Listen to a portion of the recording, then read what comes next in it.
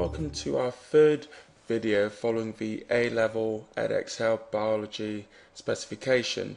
Today we're going to be looking at carbohydrates, and hopefully by the end of this presentation you should be able to understand in greater detail how monosaccharides join to form disaccharides and polysaccharides, the importance of the glycosidic bonds and how they're made and how they're also split as well. So first things first, we need to understand that carbohydrates are used as a source of energy for lots and lots of different organisms, but they can also be found as structural materials in many organisms as well. So as it says on the slide here, that they can also be found in membranes, in cell walls, and also in exoskeletons for many arthropods.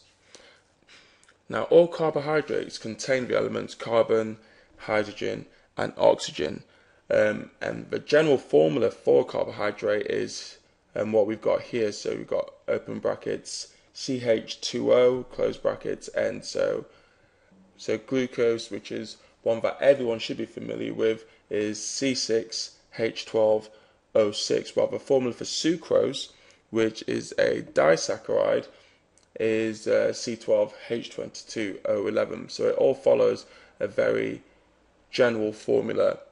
Now, we mentioned earlier that some exoskeletons contain things like carbohydrates, and that would be chitin would be an example of a carbohydrate which is found within exoskeletons.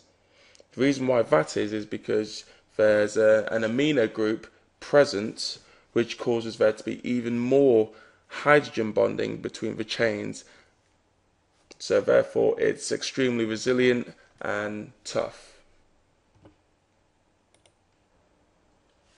So when we're classifying carbohydrates, we can split them into two separate subgroups. We've got the sugars, or the saccharides, and we have the polysaccharides. So the sugars themselves, these are your reducing sugars, contain the monosaccharides and the disaccharides. Mono obviously meaning single units, and disaccharides are double sugar units.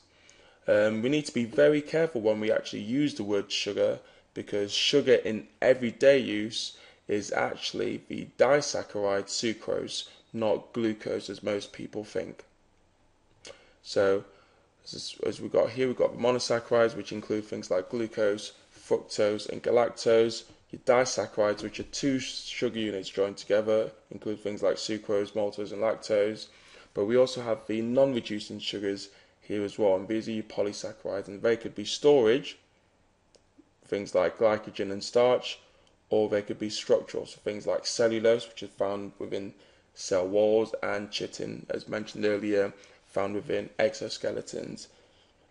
Now, the ratio of atoms within a monosaccharide between carbon, hydrogen, and oxygen is 1:1, and the most common monosaccharides can be split up into subgroups. So you've got the trioses, the pentoses, and the hexoses as well. So these just tells you the number of carbon atoms that these types of monosaccharides contain. So glyceraldehyde contains 3 carbons, ribose and deoxyribose, which is found within DNA and mRNA, contain 5, and your hexoses contain things like glucose, which contains 6 carbon atoms. Now, glucose can exist in both a straight chain form and also as a ring structure as well, and the only difference is this occurs when it is dissolved in water. If we look at the structure of glucose more closely, we can see that the carbon atoms are actually numbered. So we start off with carbon 1, which is very important, 2, 3, 4, 5, and 6. And when we look at bonding, where the actual glycosidic bond forms will usually be denoted by a number. So for example, a 1:4 glycosidic bond will mean that 2 saccharides are joined from carbon 1 to carbon 4. Now, to make things even more confusing, glucose can actually exist in two forms. It can exist in an alpha form and in a beta form, and this is known as stereoisomerism. Yep, so you've got two isomers of glucose.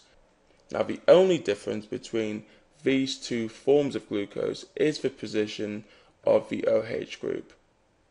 As you can see on the alpha glucose, the OH group is resting towards the bottom of carbon 1, while on the beta glucose it's resting above carbon 1. Now in the formation of disaccharide, for example maltose, what we've got here are two alpha glucose molecules. And as you can see, at carbon 1 you've got the hydroxide group there, and on carbon 4 you've got the hydroxide group there as well. Now in this reaction, water actually gets formed. So what you've got is the hydroxide group reacting with the hydrogen over here to form water, which is removed. What you're left with is a glycosidic bond between carbon 1 and carbon 4. So it's known as a 1-to-4 glycosidic bond. Now, it's very important that you understand that when water is removed from a reaction, it's known as a condensation reaction. Now, the opposite to a condensation reaction is known as a hydrolysis reaction. And for that to occur, you'd either need to add heat and an acid, for example, hydrochloric acid, or you'd use an enzyme, so something like amylase. Okay, so that concludes this short presentation. Hope you enjoyed it, and don't forget to keep a lookout for some more videos coming up soon.